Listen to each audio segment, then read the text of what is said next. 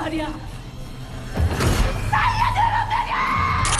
होगा जब एक ऐसी दुकान हो जहाँ रोशनी सिर्फ बल्ब से नहीं आती बल्कि उन यादों से आती हो जो कभी अंधेरे में छूट गई थी। यहाँ हर लाइट किसी का रास्ता दिखाती है पर हर रास्ता वापस घर नहीं ले जाता। ये सिर्फ एक शॉप नहीं, ये एक मोड़ है जहाँ जिंदा और गुजरे हुए लोग एक ही रोशनी के नीचे मिलते हैं। सो बिना देरी के हम वीडियो को स्टार्ट करते हैं। तो कहानी की शुरुआत किम नाम का एक आदमी से होती है। रोज की तरह एक दिन जब वो बस से उतरता है तो नोटिस करता है कि ली नाम का एक लड़की अपने सामान के साथ बस स्टैंड पर बैठी हुई है। पहले कई दिन किम उस लड़की को इसी तरह इग्नोर करता चला जाता है, लेकिन बेचारा एक दिन परेशान होकर उससे पूछ ही लेता है कि ये हर दिन एक ही तरह एक ही जगह पर क्यों बैठी रहती हो, यहाँ क्या कर रही हो तुम। वो लड़की कहने लगती है मैं तो बस का इंतजार कर रही हूँ। किम कहने लगता है कि जिस बस से मैं उतरा हूँ वो लास्ट बस थी, अब तो सुबह ही कोई बस आएगी। ये लड़की जिसका नाम ली है किम से सवाल करने लग जाती है कि क्या तुम मुझे जानते हो, लेकिन किम तो उसे घटना भी नहीं जानता था, इसलिए वो नाम में सर हिलाता है और वहाँ से चला जाता है। लेकिन जब अगले दिन वो यहाँ आता है तो इस दिन भी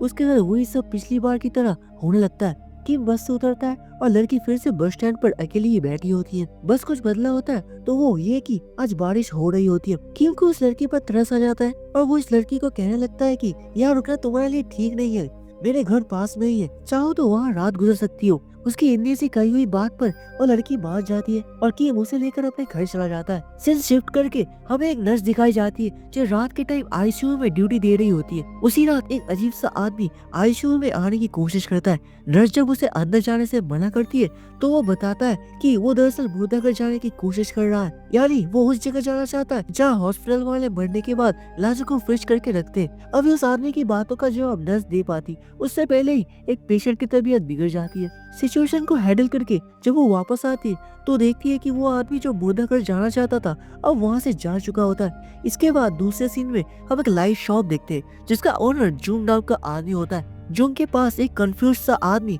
लाइट लेने के लिए आता है। जुंग उसे लाइट तो दे देता है, लेकिन अजीब चीज ये लगती है कि जुंग बिना उस आदमी को कुछ बताए उसकी सारी इन्फॉर्मेशन अपने डायरी में लिख लेता है। और तभी उसी शॉप में वही हॉस्पिटल वाला आदमी आ जाता है जो मुझसे पूछता है कि मैं आपकी क्या मदद कर सकता हूँ, पर वो आदमी बिना कुछ बोले बिना किसी कंफ्यूजन के वहाँ से चला जाता है। अब सीन कट होता है और हमें एक स्कूल का सीन दिखाया जाता है जहाँ ग्राउंड में एक लड़की एक क्लास पर नजर रखे हुए होते हैं। यहाँ पे हमें देखने को मिलता है कि वह है जू नाम की लड़की बैठी हुई होती है जो भी उसे नोटिस कर लेती है और ऊपर से ही उसे हाई करने लगती है। एक अजीब चीज हम यहाँ नोटिस कर पाते हैं कि हेजू और एक दूसरी लड़की को यहाँ के सारे बच्चे इस तरह इग्नोर कर रहे होते हैं जैसे वो उन्हें देख ही नहीं पा रहे हो। दूसरी तरफ हमें दोबारा लाइट शॉप का सीन दिखाया जाता है। यहाँ जुंग के पास एक आदमी आता है। इस आदमी के आते ही जुंग का चश्मा बर्फ में बदलने लगता है। वो आदमी जुंग से पूछने लगता है कि क्या तुमने एक डॉग को देखा है। असल में एक डॉग मुझे बहुत परेशान करता है और मेरे घर के आगे आकर बहुत ज्यादा भौंकता रहता है। जुंग उसे मना कर देता है कि आज तक मैंने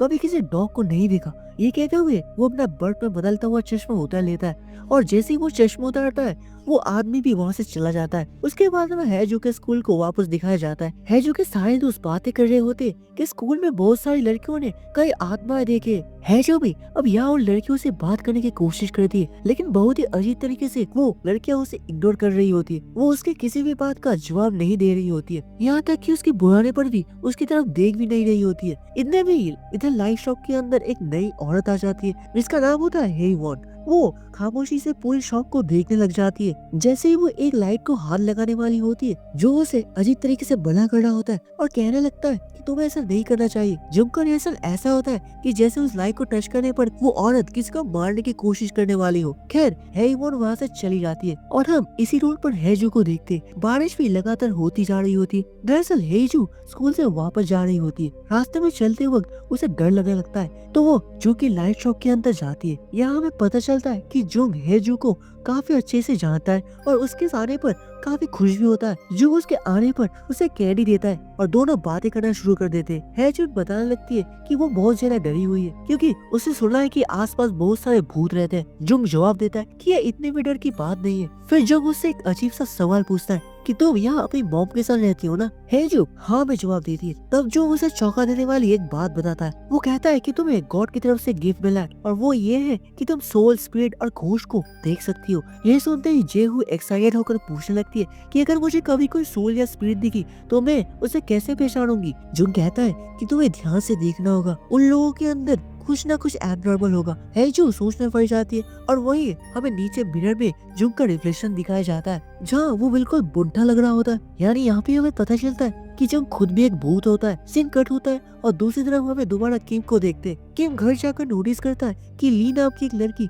जो उसे बस स्टैंड पर मिली थी, अब उसके नाखून उल्टी तरफ लगे हुए होते हैं। ये देखकर वो बहुत ज्यादा डर जाता है, लेकिन उसी वक्त ली अचानक से उस पर हमला कर देती है। ली ने उसके साथ क्या किया ये नहीं दिखाया गया, लेकिन उसके बाद ली अपना सूटकेस लेकर किम के घर से बाहर निकल रही होती है और उसके सूटकेस से खून टपकने लग जाता है। दूसरा सीन दिखाया जाता है जहाँ हैजू जो अपने घर के लिए निकल चुकी होती है, वो भी ली को देख लेती है। वो ली को देखकर हाई बोलती है। ये देखकर ली हैरान हो जाती है और पीछे मुड़कर हेजू को देखने लगती है। ली खुद हैरान हो जाती है कि हेजू ने उसे कैसे देख लिया, क्योंकि ली तो एक भूत थी। इसी वक्त हमें रोड पर यूगी नाम का एक लड़के को दिखाया जाता है। वो भी जब स्कूल से घर के लिए निकलता है तो रास्ते में उसे भी बहुत ज्यादा डर लग रहा होता है। अपने डर को कम करने के लिए वो गाना गा रहा होता है। घर के अंदर साई योन नाम की एक लड़की उसके गाने से बहुत ज्यादा तंग आ चुकी होती है। उसके गाने की आवाज से वो अपना काम नहीं कर पा रही होती है। इस बीच ऊपर से लाइट भी चली जाती है और लाइट जाते ही हमें उसके पीछे शैडो में किसी और को भी दिखाया जाता है और इस बात से सेयो भी बिल्कुल अनजान थी। खैर जब वो लाइट चेक करने के लिए जाती है तो उसे पता चलता है कि मेन स्विच बंद नहीं था, लेकिन फिर भी लाइट नहीं आ रही थी और इस तरह की हरकत सिर्फ उसी के घर में हो रही थी। वो इस चीज को ये सोचकर ही इग्नोर कर देती है कि ये घर बहुत पुराना हो चुका है तो शायद कोई टेक्निकल खराबी हुई होगी। वो रूम में आकर दोबारा लैपटॉप खोलकर अपना काम कंटिन्यू कर देती है तो यूजी का आवाज दोबारा उसे परेशान करने लगती है और वो विंडो से यूजी का गाने गाने से मना कर देती है। तभी यूजी भी उस घर की विंडो की तरफ देखता है और उसे सियोन के पीछे कोई खड़ा हुआ दिखाई देता है, जिसकी वजह से वो डर कर तुरंत वहाँ से भाग जाता है। इधर अब हमें हॉस्पिटल का नर्स को दिखाया जाता है। नर्स इस टाइम वॉशरूम में थी तो वॉशरूम के वेंटिलेशन से कोई निकल कर लटकते हुए उसे चिल्लाकर देखने लगता है। इसे देखकर नर्स डर तो जाती है लेकिन चिल्लाती नहीं, बल्कि अपनी आंखें और कान बंद कर लेती है और उस एंटिटी को पूरी तरह से इग्नोर कर देती है। ऐसे करते ही वो एंटिटी वहाँ से गायब हो जाता है। अगली रात हमें दोबारा हीजू को दिखाया जाता है। रात में स्कूल के बाद जब वो अपने घर के लिए निकल रही होती है तो रास्ते में उसे ही वोन दिख जाती है। इस टाइम बारिश भी हो रही होती है। हीजून ही वोन के साथ अपना अम्ब्रेला शेयर करती है। दोनों बातें करते हुए चल रहे होते हैं, लेकिन तभी हीजू देखती है कि अचानक ही वोन लंबी होने लगती है और धीरे धीरे उसका कान बहुत ज्यादा लंबा हो जाता है। हीजू उसे देखकर डर जाती है और समझ जाती है कि वो इंसान नहीं है जैसा जुंग ने उसे बताया था। जुंग ने ये भी कहा था कि अगर इस तरह कोई उसे सामने आ जाए तो बिना उसकी तरफ देखे या सुने उसे इग्नोर करते हुए वहाँ से निकल जाना चाहिए। पहले तो हीजून जुंग की बातों को याद करते हुए सीधा चलना शुरू करती है, लेकिन जैसे वो पीछे मुड़कर देखती है हीवोन अभी भी उसके पीछे ही आ रही होती है। उसकी चलने की हालत काफी खराब थी, वो लंगड़ा रही थी। इस सब के बारे में जुंग को भी पता चल जाता है, इसलिए वो जल्दी से भागकर अपने लाइट शॉप से बाहर निकलता है। वो हीजोन को तुरंत घर जाने को कहता है। यहाँ हीवोन के सामने जब वो अपना चश्मा उतारता है तो हीवोन उसकी आंखें देखकर डर जाती है और वहाँ से पीछे मुड़कर रास्ता बदल देती है। इधर अगले दिन जब यूजी स्कूल से घर के लिए निकल रहा होता है तो रास्ते में उसे ली दिख जाती है। ली के पास उसका सूटकेस भी होता है जिसे यूजी नोटिस कर लेता है, लेकिन वो ये नोटिस नहीं करता कि सूटकेस से अभी भी खून टपक रहा होता है। वो ली को एक मासूम लड़की समझकर उसके साथ अपना अम्ब्रेला शेयर करने लगता है और जब दोनों सियोन के घर के बाहर से गुजर रहे होते तो यूजी ली को बताता है कि इस घर के सामने ही गुजरते वक्त उसे बहुत डर लगता है, क्योंकि एक बार इस घर के अंदर उसने ओनर के पीछे किसी एंटिटी को खड़ा देखा था। बिल्कुल उसी वक्त हम देखते हैं कि सियोन को भी अपने घर के पीछे किसी का शैडो नजर आता है और वो भी समझ जाती है कि उसके घर में उसके साथ कोई और भी एंटिटी रह रही है। बाहर हम दोबारा यूजी और ली को देखते। बातें करते हुए यूजी ली के हाथों को देख लेता है और वो नोटिस कर पाता है कि ली के नाखून पीछे की साइड यानी उल्टी साइड पर लगे हुए होते। ये देखने के बाद उसे भी समझ आ चुका होता है कि ली भी इंसान नहीं थी और खौफ के मारे उसकी तो जान ही निकल जाती है। डरते हुए वो नीचे गिर जाता है और उसके पैर भी टेढ़े हो जाते हैं। वो जोर शोर से कांपने लगता है और ली उसे पूछने लगती है, क्या तुम ठीक हो? यूजी उसके किसी भी बात का जवाब नहीं देता और लगड़ाते हुए वहाँ से चला जाता है। इसके बाद ली लाइट शॉप के अंदर आ जाती है। जुंग ली को देखकर पूछने लगती है, तुम्हें क्या चाहिए? मैं तुम्हारी क्या मदद कर सकता हूँ? तब इस बीच ली एक बल्ब को ध्यान से देखने लग जाती है और जुंग को देखकर कहती है कि मैं जानती हूँ कि मुझे क्या चाहिए। वो वापस जाने के लिए बोलती है कि तभी वहाँ डिटेक्टिव्स आ जाते हैं। यहाँ डिटेक्टिव्स किसी शख्स को ढूंढते हुए आए होते हैं और वो जुंग से उस आदमी के बारे में पूछ रहे होते हैं। गुजरते वक्त वो ये नोटिस कर पाते हैं कि जहाँ से ली गुजरी होती है वहाँ खून गिरा हुआ होता है।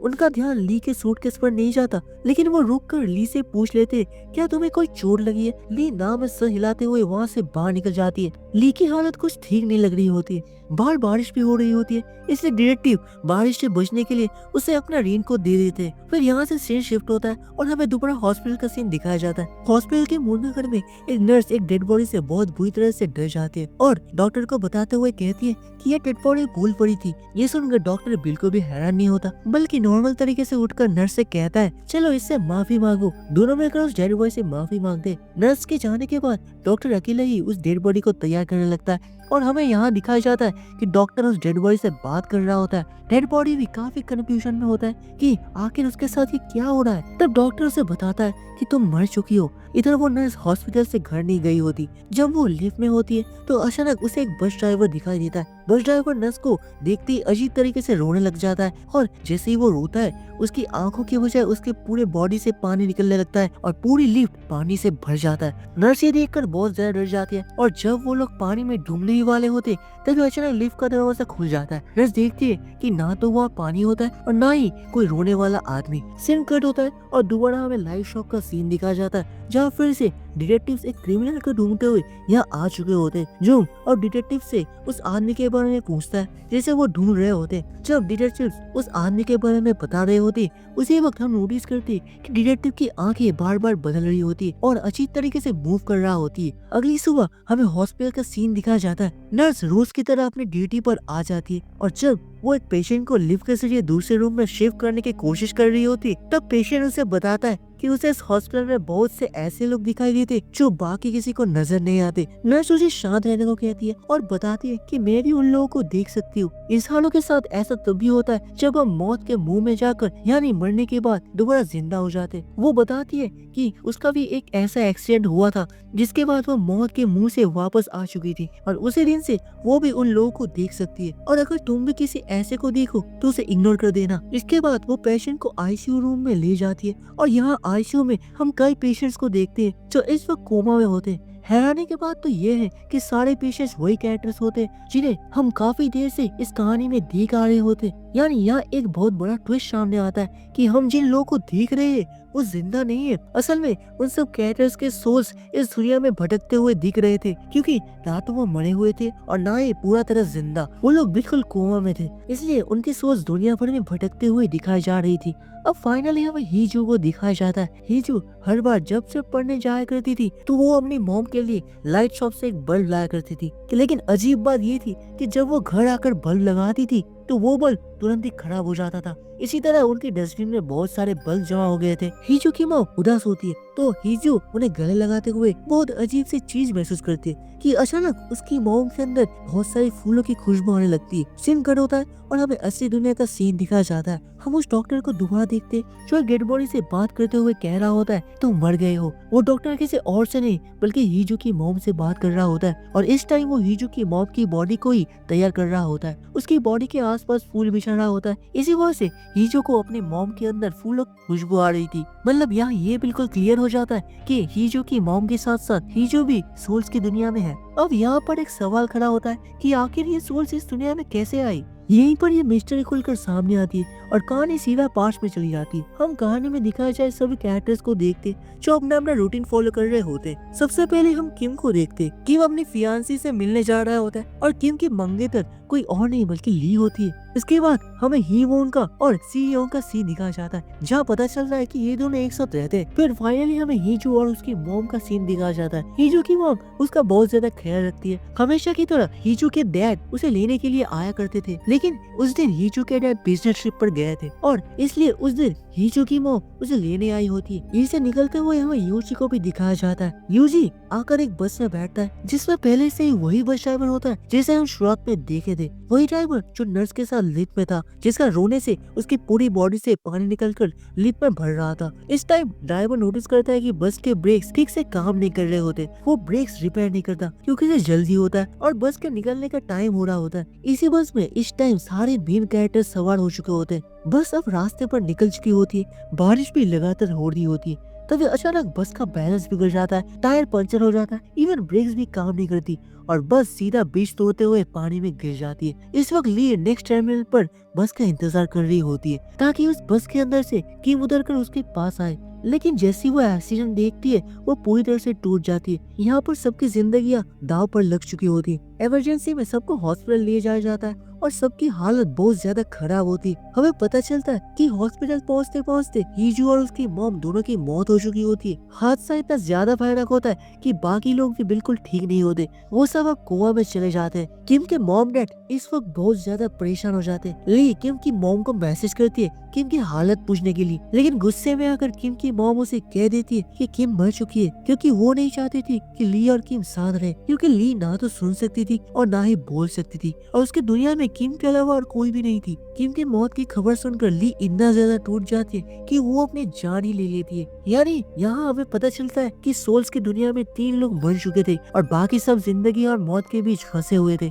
ली ने सुसाइड किया था और उसका सुसाइड इतना ज्यादा दर्दनाक था कि उसके हाथ के सारे नेल्स टूट चुके थे और यही वजह थी कि सोल्स की दुनिया में उसके नेल्स उल्टे लटके हुए थे। यही से सीन कट होता है और दोबारा प्रेजेंट में आ जाता है और हमें वही सोल्स वाली दुनिया दिखाई जाती है। हम ली को भी इसी बस स्टैंड पर वेट करते हुए देख पाते जैसे वो अपनी मौत से पहले क्या करती थी। बस में से किम निकल कर आता है। असल में वो किम नहीं होता बल्कि किम की सोल होती है, जबकि किम ये तक भूल चुका होता है कि ली उसकी मंगेतर हुआ करती थी। हर रोज की तरह वो ली को देखता है और वो सोचता है कि ली उसे इतनी गौर से क्यों देख रही है और फिर वो वहाँ से चला जाता है। हमेशा की तरह थोड़ी ही दूर जाने के बाद किम गिर जाता है क्योंकि असली दुनिया में उसके दोनों टांगे टूट चुकी होती है। इसी वजह से सोल वाली दुनिया में वो ठीक से चल नहीं पाता। इस सोल की दुनिया में किम का बार बार बस से उतरना, थोड़ा दूर जाकर गिर जाना और ली का फिर से संभालना, ये सब एक लूप में चलता रहता है। हमेशा की तरह ली उसे संभाल कर अपने घर ले जाती है और रोज उसकी टांगे सिल देती है ताकि वो सोल वाली दुनिया में भी चल सके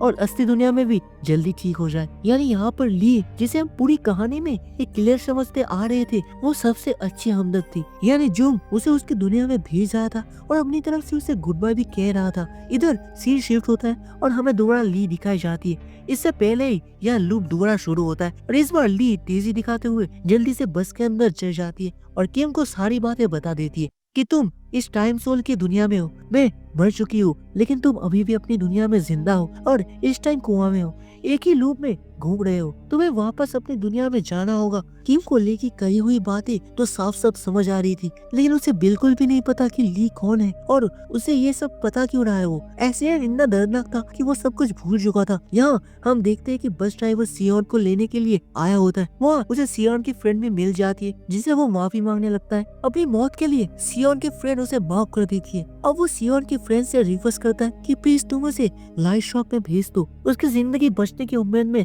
अभी बाकी है, वो अभी पूरी तरह से मरी नहीं है। अगर वो लाइफ शॉप में चली गई तो वो असली दुनिया में जिंदा हो जाएगी। ये सुनकर सियोन की फ्रेंड वादा करती है कि वो उसे जरूर लाइफ शॉप भेजेगी। अब हमें लाइफ शॉप का सीन दिखाया जाता है जहाँ इस टाइम हिंजू की मॉम आई होती है जो पूरी तरह से मर चुकी होती है। वो लाइफ शॉप इसलिए आई होती है ताकि वो अपनी बेटी हिंजू की लाइट ले सके और वो इस दुनिया यानी कोमा की दुनिया से निकलकर अपने असली दुनिया में जा सके। लेकिन यहाँ जो उसे बताती है कि तुम्हारी बेटी को अपनी लाइट लेने के लिए यहाँ खुद चलकर आना होगा। यहाँ हिंजू की मॉम जुंग को देखकर रोने लग जाती है। लेकिन यहाँ एक बड़ा ट्विस्ट सामने आता है कि हिंजू की मॉम असल में जुंग की बेटी होती है जो उस दिन बिल्डिंग से गिरने के बाद घायल हो गई थी और बहुत ढूंढने के बाद भी नहीं मिल रही थी। वो इशारे से जुंग को ये बात समझा देती है। जुंग अपनी बेटी से मिलकर बहुत खुश हो जाता है। फाइनली सालों की मेहनत रंग लाती है। जिस दिन का उसे इंतजार था वो दिन आ चुका होता है। वो अपनी बेटी को गले लगा लेती है। सीन कट होता है और हमें दोबारा बस ड्राइवर दिखाया जाता है। वो हिंजू से मिलने आया होता है और उसे पूरा एक्सीडेंट का सच बता देता है।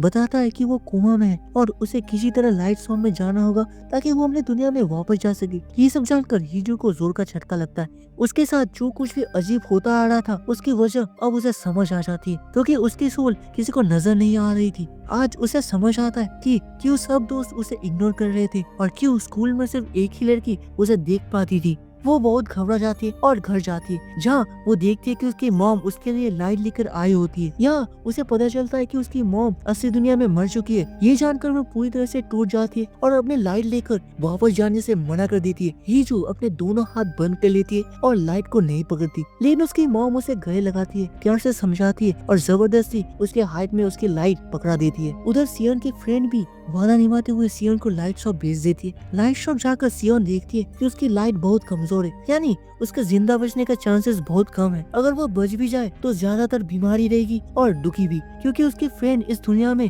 नहीं रहे। इसलिए वो वापस अपनी दुनिया में जाने से मना करती थी और अपने घर लौट आती है। इधर दिखाया जाता है कि अभी भी ली को पहचान नहीं पाता, लेकिन वो उसकी बात मान लेता है और लाइट शॉप के अंदर चला जाता है। वह उसे भी अपनी लाइट मिल जाती है। जैसे ही वो अपनी लाइट को टच करता है, तेज रोशनी फैल जाती है और फाइनली किम अपनी असली दुनिया में लौट जाता है। पीछे ली अपने प्यार किम के लिए फूट फूट कर रो रही होती है, क्योंकि वो जानती है कि आज के बाद वो किम को कभी नहीं देख पाएगी। सीन कट होता है और हमें असली दुनिया दिखाई जाती है। यह फाइनली यूजी होश में आ चुका होता है और पहले की तरह नॉर्मल हो जाता है। उसे मिलने वही नर्स आती है जिसे हम शुरू में देख चुके थे। हाइजो भी कोमा से बाहर आ चुकी होती है, लेकिन कोमा की दुनिया में जो कुछ भी हुआ था वो सब उसे याद रहता है। इसी वजह से वो बहुत दुखी होती है, क्योंकि वो आखिरी बार अपनी मॉम से मिलकर आई होती है। दूसरे सीन में सोल्स की दुनिया दिखाया जाता है, जहाँ बस ड्राइवर सबसे माफी मांगने के बाद अच्छे काम करने लगता है। वो जिम्मेदारी लेता है कि जितने भी सोल्स कोमा की दुनिया में जाएगी वो सबको लाइट शॉप तक पहुँचाएगा, ताकि वो अपने असली दुनिया में वापस जा सके। यही लाइट शॉप में जब जुन के साथ हाइजो की मॉम यानी जुन की बेटी भी रहती है और दोनों एक दूसरे के साथ रहकर बहुत खुश होते हैं। फाइनली असली दुनिया में किम को भी दिखाया जाता है, जो कोमा से बाहर आ चुका होता है, लेकिन उसे भी ली याद नहीं होती। ली के बारे में वो अपनी मॉम और लोगों से सुनता है कि वो उसकी फ्रेंड थी, लेकिन उसे अपनी कोई यादें याद नहीं होती। बस इतना याद होता है कि सोल्स की दुनिया से असली दुनिया में आने में ली ने उसकी मदद की थी। डिटेक्टिव भी अपने जिंदगी में वापस आ चुका होता है, लेकिन दूसरी जिंदगी मिलने के बाद उसे इस दुनिया की सोच दिखाई देने लगती है, जिसकी वजह से वो काफी डिस्टर्ब रहने लगता है। तब उसे एक अजीब आदमी मिलता है जो उसे समझाता है कि शुरू में मुझे भी ऐसा ही लगता था, लेकिन धीरे धीरे सब नॉर्मल हो जाता है। और इसी बात के साथ ये कहानी यहाँ पे खत्म हो जाता है। तो वीडियो पसंद आए तो एक लाइक करना और चैनल को जरूर सब्सक्राइब करना, और इस वीडियो का कौन सी वीडियो आपको सबसे अच्छा लगा कमेंट में जरूर बताना। आज के लिए तब तक के लिए बाय गाइस, और हाँ सब्सक्राइब भी कर देना।